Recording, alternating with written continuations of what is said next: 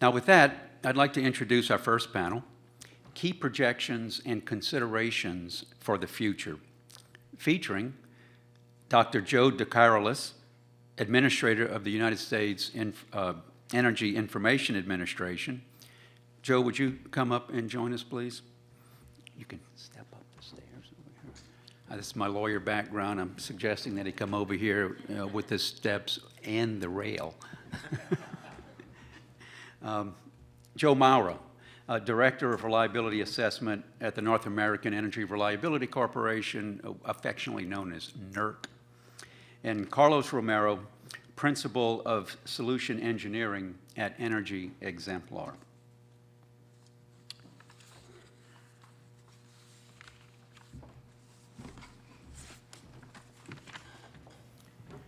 So please join me in welcoming our panelists.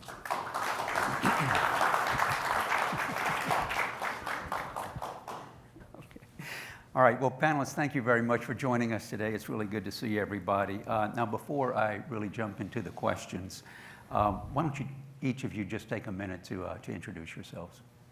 Sure. Joe? Sure. I'm Joe Decarolis. I'm the Administrator of the Energy Information Administration, and thought I'd just take a minute and give a little bit of background on EIA. So we're one of the 13 principal statistical agencies. Other statistical agencies are, Census, Bureau of Labor Statistics. We're a statistical agency embedded within the Department of Energy. And there's two key features about EIA that are really important. The first is that we're vested with unique authority granted by Congress to collect data from the energy industry. So we have a comprehensive survey program to collect data from industry. And the second thing is that our data, our analyses, our forecasts are all independent of approval from other federal officials. So, for example, when we produce our annual energy outlook, it's our product. That independence, that ability to speak on our own is extremely important to us. So our mission is to collect, analyze, and disseminate independent and impartial information to promote sound policymaking, efficient markets, and public understanding of energy and its interaction with the economy and the environment. I like to say, that the data that we collect, a lot of the analysis we do, it really serves as the foundation on which our understanding of the U.S. energy system is built. We do have a comprehensive survey program, as I mentioned, and it covers both energy supply and demand. We do collect a lot of data on electricity supply, ranging from monthly to hourly, and we make all of that data publicly available. There is a distinction, though, between supply and demand. So we have a lot of data on the supply side. On the demand side, it's a little bit more sparse. We have 3 large consumption surveys that cover the residential sector, the commercial sector, and the manufacturing sector. But those surveys are only conducted every few years. So as we're thinking about demand trends, we don't have a high-resolution way to look at how electricity demand is growing within different subsectors. We also have a variety of different analytic products. So we have a short-term energy outlook that is a forecast through the end of next year. And then we have our annual energy outlook and our international energy outlook, which are these large-scale, they're based on large-scale equilibrium models that run out through 2050. And those are our long-term views of the domestic and international markets. So hopefully that kind of gives a good overview, and then looking forward to getting into the discussion about electricity trends. Thank you, Joe, and thank you for taking a few minutes to really describe our national treasure, EIA. So we'll come back to you on that. John, why don't you tell us a little bit about yourself, and for those that are not familiar with NERC, but maybe what NERC does. Well, wonderful. Also another national treasure. There you go. And also another unique and independent organization. And statutorily created. Yeah, that's right. We have our authority kind of baked into the Energy Policy Act, and I always kind of think about some of these big challenges the electricity industry has had over the many, many years we've been providing power to our customers. We've had big solutions to that, and one of those big solutions, especially as the 2003 blackout showed us, was a way to make sure we've got a way to assure reliability. So NERC is that independent organization that manages that. We really do 2 major things. I really kind of like to summarize them saying, find things and fix things. We find things through our assessments. We look backward, we look forward. We look at some of the challenges that are on the horizon that are really important for reliability perspective, giving that information to people who actually make the important decisions. You know, NERC doesn't have our hands on the controls. We're not operating, we don't own anything, but our real value is being able to provide that objective, credible information so that policymakers, industry leaders can take that information, base their decisions on sound reliability advice. So that's really our assessment function. Again, statutorily obligated to conduct long-term assessments and seasonal assessments and really kind of any other assessments that we think are important. And of course, the other arm of NERC is all around standards creation. So that's all about the fixing things. Putting mandatory requirements on all users, owners, and operators of the bulk power system. And in many ways, we think we've fixed a lot of things that we saw from the 2003 blackout, but we do have some challenges on the horizon, ones that require new standards, given that we're having a lot more newer technologies, and the different companies across the industry, over 1,800 different registered entities that we regulate. Have to work together, and so the standards really aren't about each organization doing what they're mandated, but how they work together, knowing that the system is interconnected and we're only as strong as our weakest link. Thanks. Very good, thank you, John. Carlos, tell us a little about Energy Exemplar. I know that you are not as a result of the statute passed by Congress, That's like right. the others, Yeah. but you're actually in the private sector, and you too deal with data and helping companies utilize data and address the energy That's correct, demands. yeah. Thank you so much for having me here. Good morning. My name is Carlos Romero. I'm a principal with Energy Exemplar. As you mentioned, we are a privately held organization. We're backed by Blackstone and Vista Equity Partners. But our business is software and data. That's what we do. We provide software and data for all energy market participants across the entire supply chain, everywhere from gas, electricity, transmission, generation, including transportation. So any kind of decision-making companies make around investment, around operations, they usually rely on our software to do it. We have 3 key products on our portfolio. You may have heard some of them. One of them is Plexus, the second is Aurora, and the third one is Adapt2. And with those products in the same platform, we provide an end-to-end platform for energy companies to make all their decisions. So when companies need to determine, what kind of capacity do we need to build over the next 30 to 40 years, what happens if we decommission these coal units or this nuclear power plant, what's going to be the impact on transmission, what happens to congestion, what kind of electricity prices are we going to see, what's going to be the impact on reliability. Those kind of things, companies rely on our software and our data to be able to do that. And one of the key things that keep us in business, and I guess is what keeps all of us here up at night and get us together in events like this, is that the industry is changing dramatically. It's always been changing, but especially over the last few years, if we were to plot the amount of change and the challenges that we're facing, it's almost on a logarithmic curve right now as the amount of change and the kind of challenges we're facing. And because of that, our software, our data has to be constantly being updated to face those new challenges. So we obviously rely on all of the data that is made publicly available, but we bring also our own data scientists to kind of enhance the data and contribute to that. And one of the key elements is that in the past, most of our models were based on economic analysis. So what is the cheapest option? What is the one that is going to reduce your cost or maximize your profit? But reliability is becoming more and more of a challenge. So what's going to happen with reliability? Can we keep the lights on? And because of that, we kind of started as a data and software provider on electricity markets. And quickly we had to enhance to gas and water and hydrogen and all these other commodities that are part of the energy value chain. Because without them, we cannot really assess reliability. And if we look back at what happened in Texas a few years ago during the Uri storm, it was a classic example of not being able to look at all the energy commodities together to really determine what were the challenges on reliability. So that's kind of who we are and what we do. Thank you very much. Well, Joe, let me come back to you. You had mentioned that the demand sector information is sort of sparse, right? And so let's just focus on that. I mean, you know, with this rapid growth of AI and EV use and data centers, you know, how are you working with the potential suppliers of the data on the demand? Can you talk to us about that, and then, you know, what EIA is doing about that? Sure.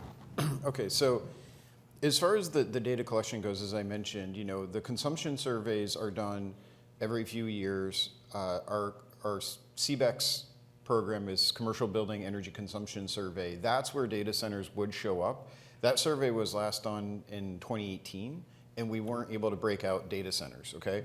So obviously this is evolving very rapidly, so we need to rely on other sources of data. So we have a large team of analysts, and they're paying attention to the news, they're communicating with folks in industry, they're reading third-party reports, and they're updating our analytic products to reflect our understanding of what's happening. So as I mentioned, we've got 3 kind of key analytic products. The short-term energy outlook, we produce that monthly, and again, it goes out through the end of the following year. And then we have our annual energy outlook, which is our long-term domestic set of projections, and then our international energy outlook, which is the same thing, but internationally. And so each one of those products has a different underlying model. So the analysts basically do their research and then figure out how to, you know, update the models to incorporate new information as it becomes available. So for example, in the STIO, we've been able to pick up on some of the increase in demand in data centers, particularly in Virginia and Texas. And so we also produced a daily publication called Today in Energy. So we've written about that, and we've also reflected updated the inputs to that model to incorporate growing data center and EV, other sources of electricity load growth. In the longer term, there's a challenge with, for example, the annual energy outlook. So annual energy outlook is based on this big complex model called NEMS. And one of the strengths of that... Do you mind if Yeah, I yeah, can sure. explain that it's Yes. the National Energy Modeling System? Correct. Is that right? And it has been in place for... About 30 years. About It's 30. continuously updated, but I mean, it's been around for 30 years. And that's tied to your annual, not the short term? Correct. That you were just Yes. describing, Yes. the analytics? Yes, so that model is tied to our annual energy outlook, which is a long-term set of projections out through 2050. One of the strengths of that modeling framework is that we take the survey data, and then that becomes an input. So we're able to really calibrate to current very well. But the problem is we don't have that data center demand in CBEX, so it's not reflected in NEMS. So again, we have to figure out ways to update the inputs to reflect current trends. And one of the things we're looking at for the annual energy outlook next year is to incorporate a high demand scenario where we see, hey, if this demand from EVs and data centers and clean manufacturing really takes off, what might that do to electricity demand? And again, we're in constant contact with folks in industry. We have working groups where we seek feedback on both how we're thinking about the data in the model as well as some of the preliminary results. Thank you. John, let me turn to you. I mean, you know, a lot of folks go to EIA, you know, to find trends, to find projections.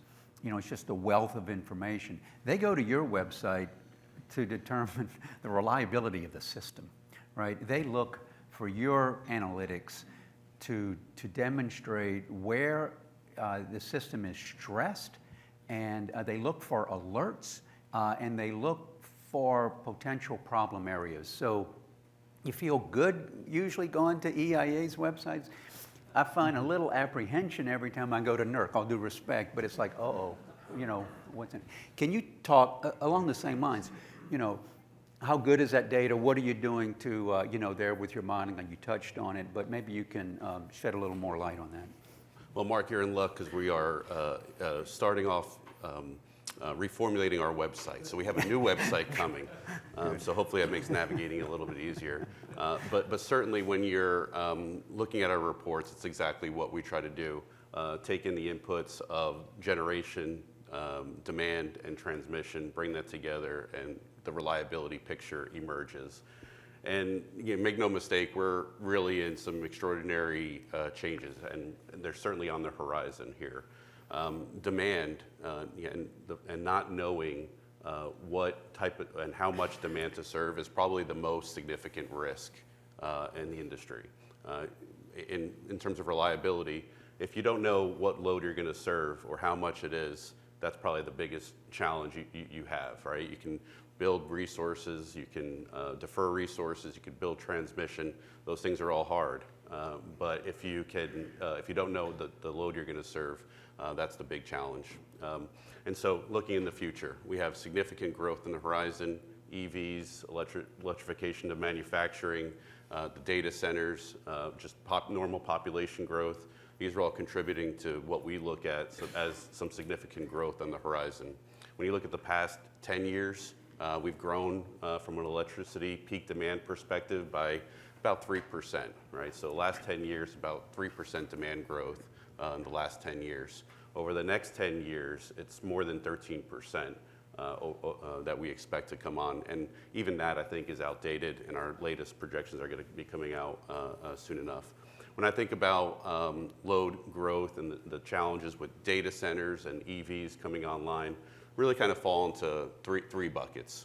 So one is just dealing with the growth, the amount of megawatts that need to be served, and being able to build the right type of generation that's acceptable in certain areas to serve that, right? Just building generation's tough these days. In many places, in many states, the types of resources that you can build are restricted. You can't build anything you'd like.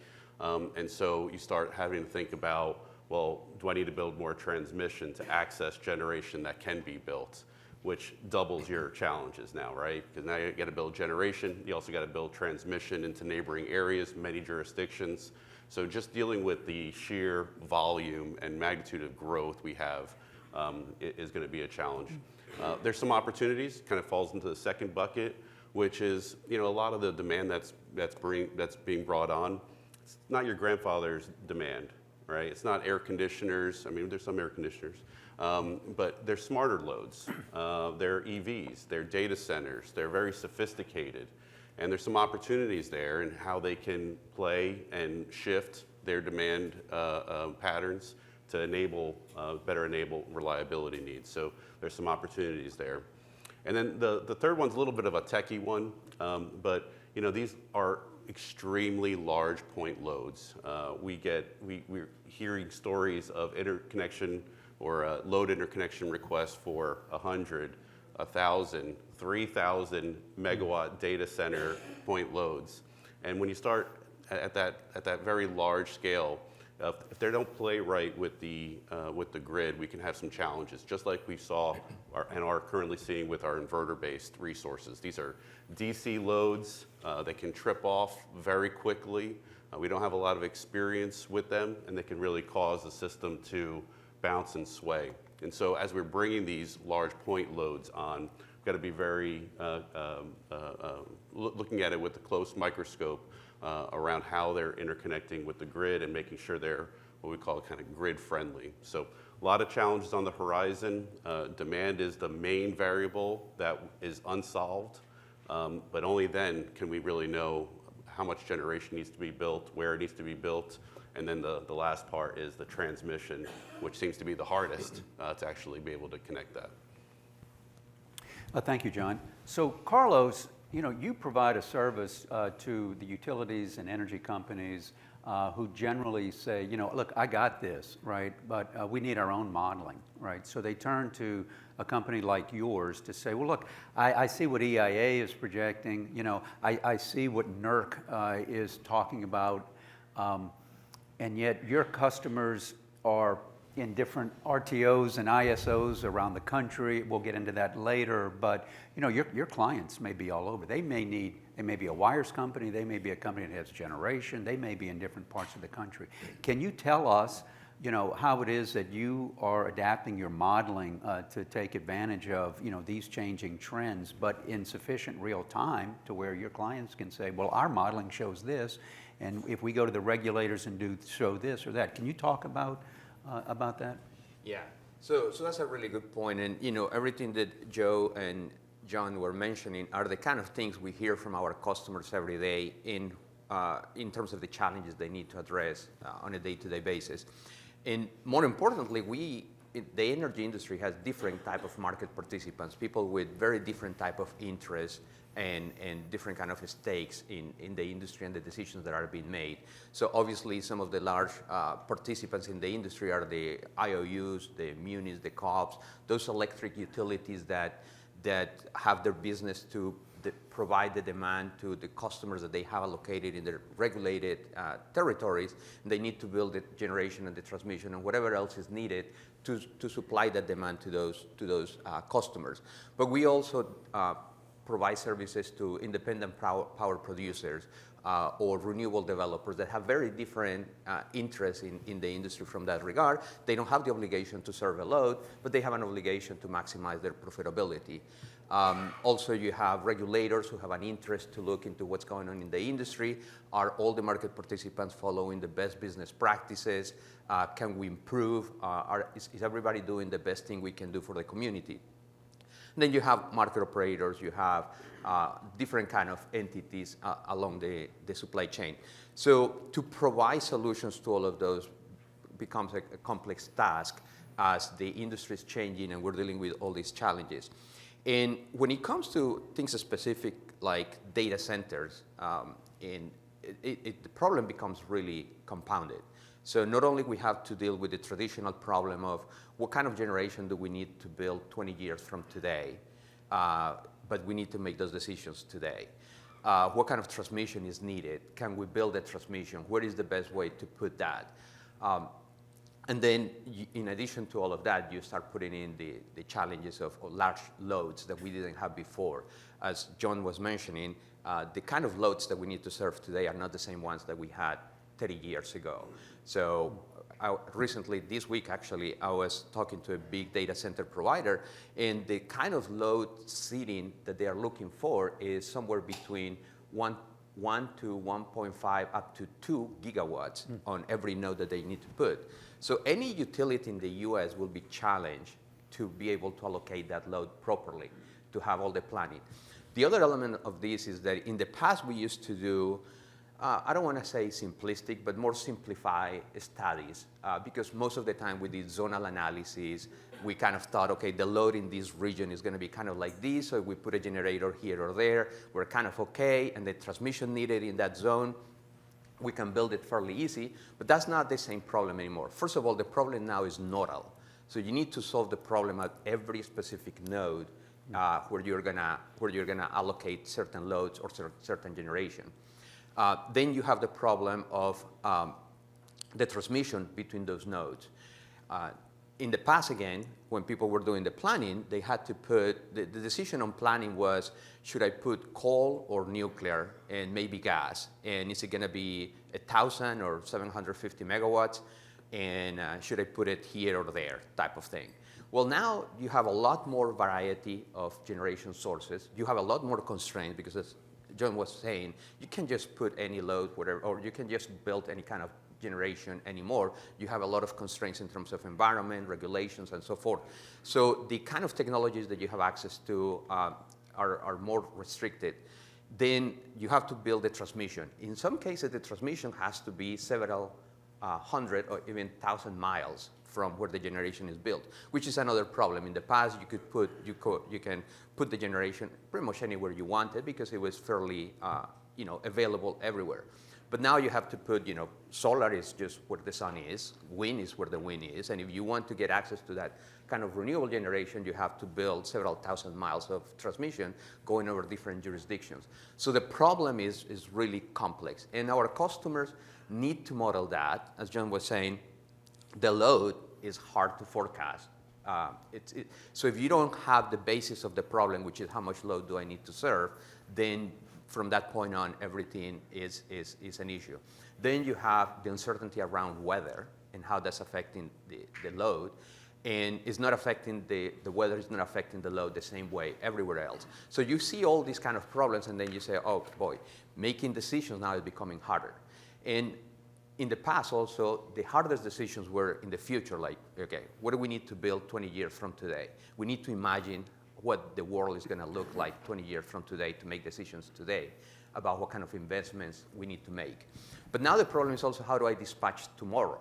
Because the uncertainty is so big that even tomorrow you don't know exactly what kind of load you're going to have. You have electric vehicles, you have demand response, you have active prosumers connecting or disconnecting loads, you have people generating their own electricity with solar panels. So that problem becomes really compounded.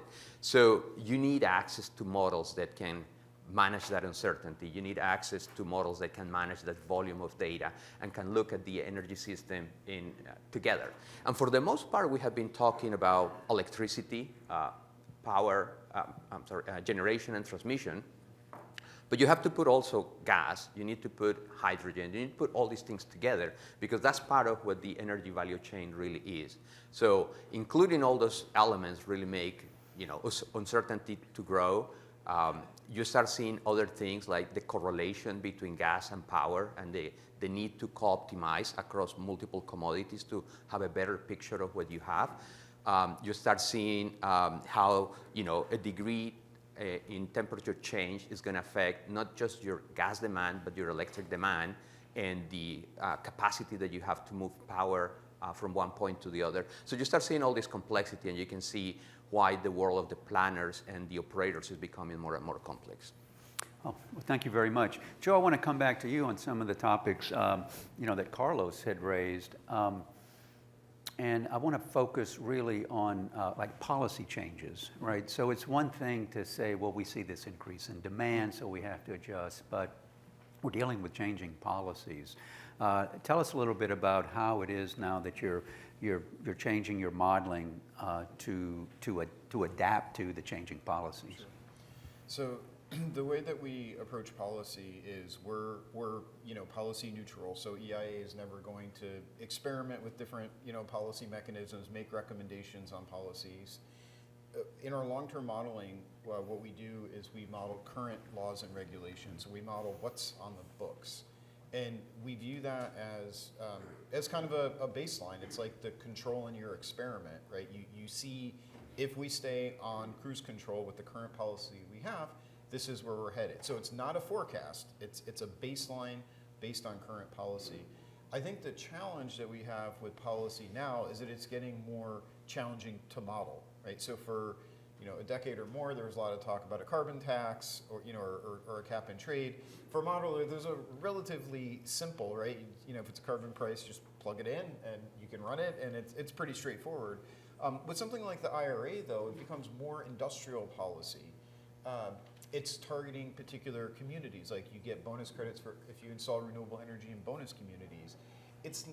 It's not always clear exactly how to interpret that in the context of the existing models that we have. So, kind of at the broadest scale, we need to make sure that our models are flexible enough to capture things like the IRA, as well as anticipate what future policy might look like, so when it actually passes, we have the ability to model it accurately and include it in our projections. And there's a lot of work going on at EIA to update our models and also to build the next generation model. And so happy to get into that, but I think that's the high-level view on policy. But you're able to build a platform that can anticipate potential regulatory actions in a certain area, but it can accept like a zero input if, in fact, it really hadn't come to pass yet? Yeah, I guess the way I would think about it is, for example, with energy communities, you have to have enough resolution, geographic resolution, to know where those communities actually are. And so you have to, even if you're, not modeling it, or in the future, maybe there's an IRA 2 and the definition of energy communities changes, you have to have the geographic resolution to be able to pinpoint what those communities are, and that those are where the bonus credits are, and that in turn affects the cost of generation and transmission. And so it's really about, it's not so much that you have like a blank space, it's really, in my mind, having the right kind of geographic resolution and the right hooks in the model so that if a new policy comes along, you have the ability to model it. And it's clear that policy is, again, with Bill and IRA, it's headed in a direction where it's looking at, domestic manufacturing, again, particular communities, and we want to make sure that the models are responsive to those types of policy. Yeah, it's all very fascinating. I had a colleague that explained to me on EIA when they found I was, at the time I was at the department, they said, oh, EIA, yeah, we always go to EIA website, and it's, it's not forecast or predictions, but it says they're the straight flag agency. And I said, what are you talking about, straight flag? And they said, well, if you look at their analytics, you'll have historic patterns like this, and then there'll be the high possibility over here, and it goes out for 20 years straight. The medium size and the low. It's like, and so sure enough, I began to look at that and go, oh, I see what they're talking about, right? It's like, oh, it's going to be straight. And to be sure, that range will, well, you can never be wrong, right? I mean, when you have the outcome like this. Yeah. But well, actually, you can. Well, there you go. Can you talk a little bit about, again, the reliance, because you go to your agency to see the past, the present, and then projecting out, and investments typically are made, on that. Of course, they look at NERC, and they may hire Carlos's company. But talk a little bit about that. How you analyze that. Yeah. So I mean, the way that we do this at EIA is we run a number of different cases within the Annual Energy Outlook, International Energy Outlook. But I do think there's a lot of uncertainty about there. And before I was at EIA, I was an academic, and I really focused on future uncertainty in the energy system. That uncertainty is heightened by all of this rapid change that we're seeing. And so one of the things I've been trying to emphasize at EIA is we need to be clear about what we think the robust insights from our modeling work are. And so I don't want to see in the Annual Energy Outlook just a line showing the reference case by itself, because to me, that looks like a forecast. And mathematically, it has to be, it will be wrong, right? So we have to show things as ranges because we know that there are uncertainties. We have to be intellectually honest about those uncertainties, and we need to make sure that that when we run those cases, that we can visually display the range based on the uncertainties that we're modeling. So we've put a lot of effort into that. We have made the NEMS model that I was talking about used for the Annual Energy Outlook. It is open source, so you can actually download the code, and if you're feeling adventurous, try and run it. But we've also made another tool available where you can actually look at our historical projections and then compare that to what actually happened. And that is super interesting. And one of the things I've really tried to emphasize with our modelers is you need to go through that reflective exercise over a long period of time and say, like, what did we get right? What did we get wrong? And what can we learn from that, moving forward? Indeed. If you haven't opened the EIA door, you are in for a big treat, but your life will never be the same because you will spend hours there utilizing all that data and looking at various scenarios. I will say that. So, John, let me come back to you. Of course, all of this is fun, but the fact is our system needs to be reliable. So, again, why don't you, just kind of reassure us, what you guys are doing over there at NERC. Yeah, no, I think there's a particular project that I think stands right at the crossroads of reliability needs and our ability to influence policy direction in the future. And so last year, Congress gave us a gift. They asked NERC to conduct an interregional transfer capability study, and we're very thankful for that. They've only asked us to do two things in our existence: create us back in 2005, and then do this study. So pretty important on that scale. But I think it's really neat that we have this panel here because for that ITCS study, we use EIA data, and we're using Plexos to help us solve some really tough challenges that involves hourly simulations and understanding how the system together, how the system works together. And so that the whole point of that ITCS is to understand extreme conditions, looking out 10 years in the future, and really give some reliability-based information so that Congress can make some information about perhaps some extraordinary changes that they need to think about when it comes to siting and building and supporting more of the long-haul transmission. We have a number of RTOs that is regional transmission. They're really good at building transmission for their reliability needs, but maybe not so good at being able to build interregional transfer and transmission.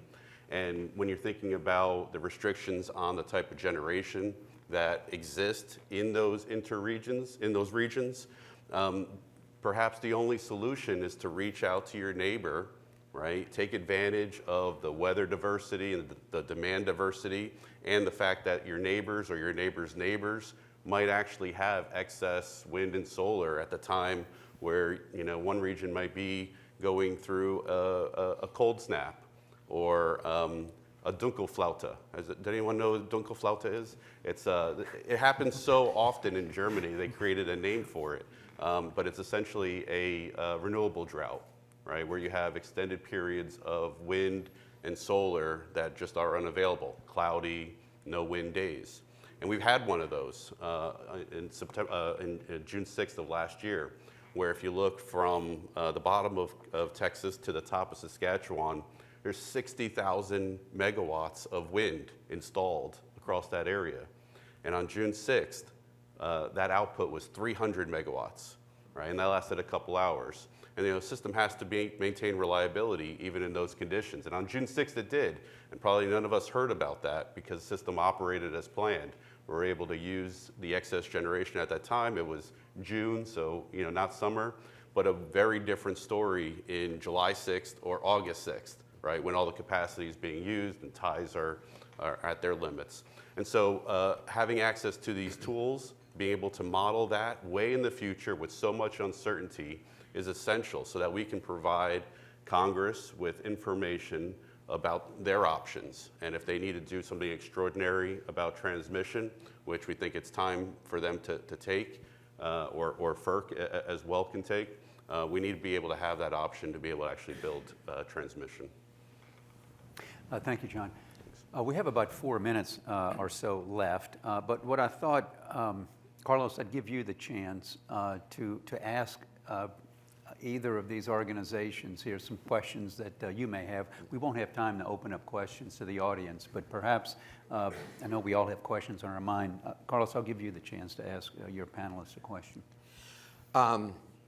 Okay, so I think one of the elements that I find fascinating in this world of forecasting is people think that when we're forecasting or when we provide models, and by the way, I hope this doesn't sound like a commercial advertising for our own product, but what we do is a fundamental modeling, so it's not econometric, it's trying to mimic really how the electric system or the energy system really behaves in real life. But when people use these models, one thing I try to argue with them is this is not supposed to give you a precise view of what's going to happen in the future. The world of forecasting, and that probably sounds counterintuitive, is not, at least in the energy industry, the way it is today, is not to exactly forecast what's going to happen, because there is no way you can do that. Forecasting really is kind of an imaginary game of what-if scenarios. So if this were to happen, this is the situation that we're going to find ourselves into. In the other case, if this other thing is supposed to happen, then this is what's going to happen. What things are going to look like. And that's why, when, Joe was talking about these bands of forecasting, that's kind of where these things happen. And I know we only have like a couple of minutes, but I'm probably going to take an additional 30 seconds. I don't know if you guys remember, a few years ago, Donald Rumsfeld said a quote that many people may joke of it, and I think it was part of a sketch on Saturday Night Live. But he said something that I think is really true. People didn't understand it at the time. He said, we know what we know what we don't know, but there are also things that we don't know. And that's especially true in the forecasting, especially when you use models. So kind of my question to both of you, like, how do you deal with those things that we don't know? So there are things we know that we know is like, okay, we put it into the model and there are certain data. There are things we don't know, like we don't know exactly what the load is going to be, we don't know exactly what gas prices are going to be. But there are things that we don't know. Like, how do you guys from your organizations can help deal with that? And you have a 2-minute warning here, so it's not going to be an indefinite. It sounds like an indefinite answer, but you each have about a minute. Maybe I could talk a little bit about how we would look at that, which is understanding, and I always cringe when I say worst case, because there's always a worser. You kind of look at those bookends, right, and understand, okay, if I'm looking at the top end of this spectrum, what does that look like from and look at that impact, and then decide what are the mitigations needed to address that. Can I do that effectively? And take care of maybe something that's maybe very rare or not likely, and still be able to put the mitigation in place. I think the key example was when we looked at our GMD, geomagnetic disturbance type risks. And this is getting out of load forecasting, but this is something that's very rare event, but we took action because the impact was way too large to accept. Right? We don't have a lot of experience with it, but we took action through some NERC standards to protect and make our system more robust if it ever does happen. Yeah, I think it's a good question, and I don't have a great answer. I mean, to echo what John was saying, I mean, you can run scenarios to help bound what you think the outcome is going to be, but those aren't really the unknown unknowns. Those are the known unknowns. Yeah. And I think we, as modelers, as a community as a whole, not just EIA, I think we could probably do a better job looking at more extreme scenarios, not because we think that that's what's going to happen, but it gets us to think. If you go down this path and this scenario is realized, what might happen, and does that lead us to think more about system reliability, the nature of the generation portfolio, energy prices. So I think there's a lot of value in doing it. I think we just need, as a modeling community, to do more of it.